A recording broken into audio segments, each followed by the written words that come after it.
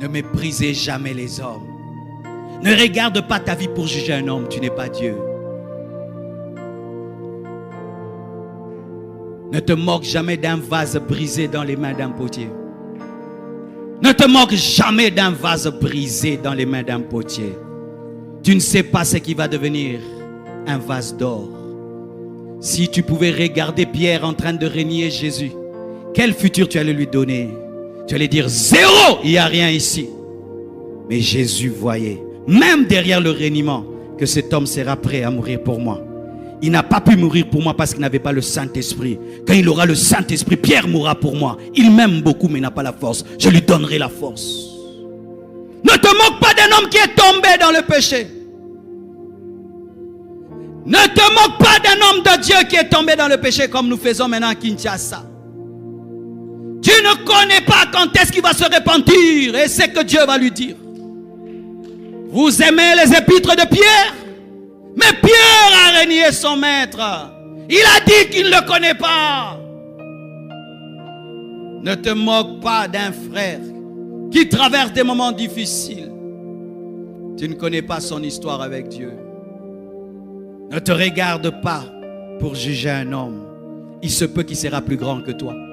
C'est pourquoi tant qu'un homme ne s'est pas tenu debout, ne dis pas que tu es plus grand que lui. Tu peux être debout, l'autre est assis et tu penses que tu es plus grand que lui. Non, il est assis, il n'est pas debout. Lorsqu'il va se déployer, il est plus grand que toi. Ne te moque pas quand tu ne comprends rien.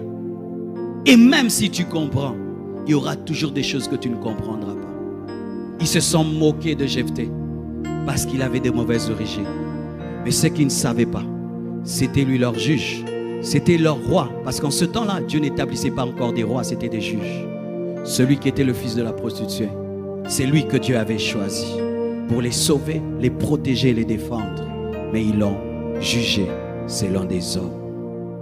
C'est pourquoi dans l'église, nous devons vivre dans le respect. Moi, j'ai appris à respecter les gens à l'église, mes frères. Ça fait 23 ans que je suis pasteur et ça fait maintenant plus de 31 ans que je suis chrétien. Je crois bien. 31 ans. J'ai vu des frères à l'église qui venaient étudier à l'église. Ils n'ont pas de maison. Ils habitent l'église. Il a toujours le même pantalon. Il prie tout le temps. Il cherche Dieu. Toi, tu viens de chez vous.